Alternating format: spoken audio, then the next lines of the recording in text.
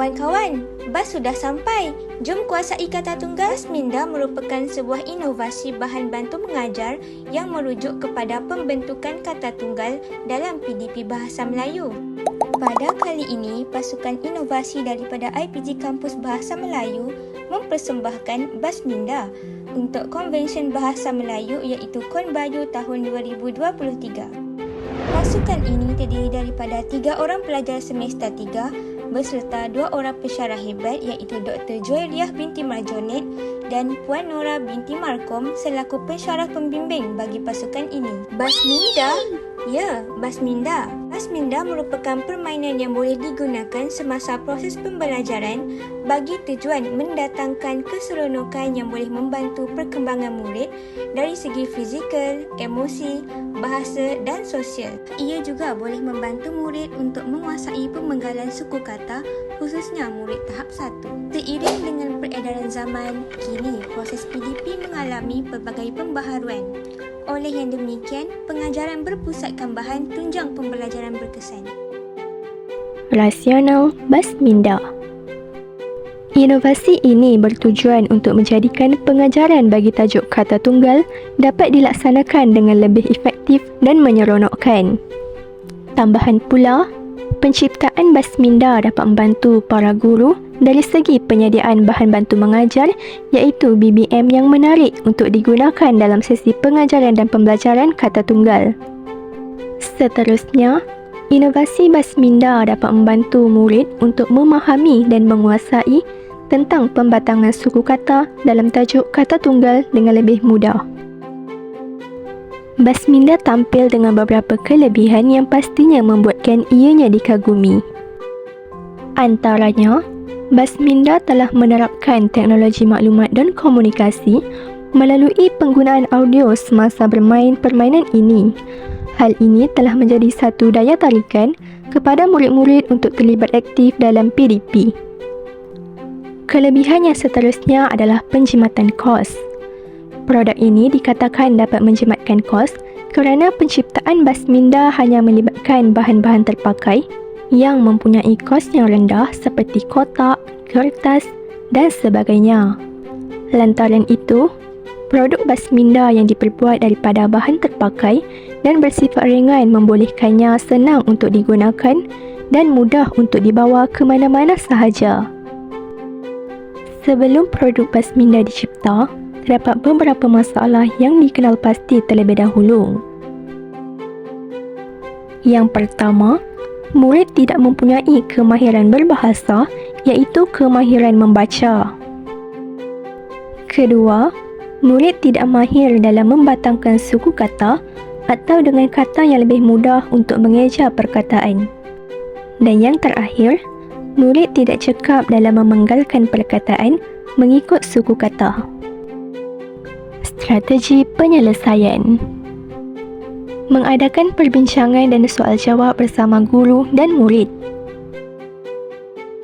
Mengedarkan latihan kepada murid bagi menyelidik isu yang dikaji.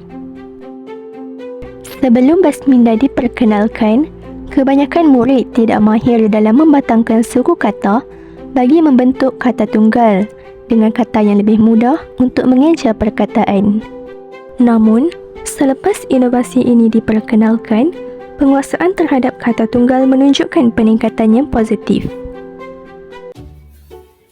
Cara penggunaan produk inovasi Bas Minda. Pertama sekali, guru perlu meminta murid untuk memilih bentuk kata tunggal yang ingin dijawab pada Bas Minda. Kemudian, murid perlu memilih huruf-huruf yang terdapat di dalam kotak minda untuk membentuk satu suku kata tunggal. Seterusnya, guru perlu mengambil pola kata tunggal yang dipilih di dalam kotak minda.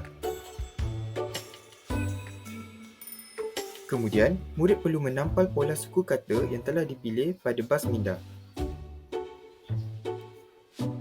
Murid juga perlu memilih huruf-huruf untuk membentuk suku kata berdasarkan pola kata tunggal yang telah ditampal pada Bas Minda. Seterusnya, murid perlu menampal huruf-huruf yang telah diambil pada Bas Minda untuk membentuk satu suku kata tunggal. Akhirnya, inovasi bas minda berjaya dihasilkan.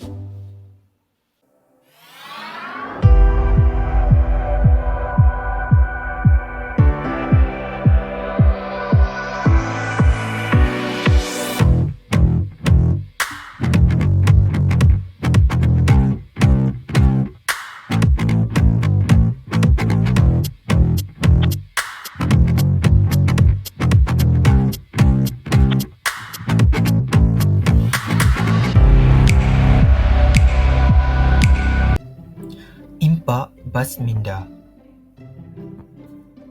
Pertama sekali adalah jimat kos. Produk ini dapat menjimatkan kos kerana penggunaan bahan terpakai telah diaplikasikan, misalnya penggunaan kotak dan lebihan kertas warna. Kos pembelian barang lain juga rendah untuk pembinaan inovasi ini seperti yang tertera di bawah. Seterusnya, tingkatkan produktiviti. Produk ini dapat mengukuhkan tahap daya ingatan murid-murid kerana berlakunya pengulangan aktiviti yang sama. Murid dapat menjawab soalan yang diberikan dengan lebih banyak betul selepas menggunakan produk bas minda ini. Lantaran itu, produk bas minda ini juga mudah untuk digunakan. Bas minda yang bersifat ringan dan mudah untuk dibawa ke mana-mana sahaja. Disertakan juga manual penggunaan inovasi bas minda supaya mudah untuk difahami dan dikendalikan oleh murid dan guru.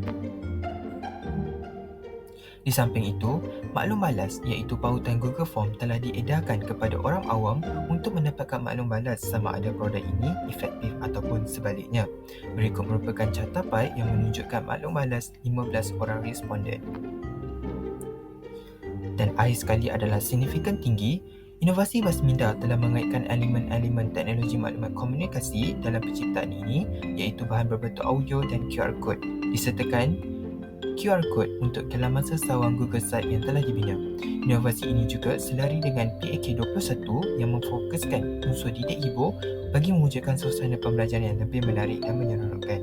Dan inovasi ini juga bersifat mesra alam iaitu mudah untuk dikendalikan dan boleh digunakan secara berulang-ulang untuk proses pembelajaran yang seterusnya.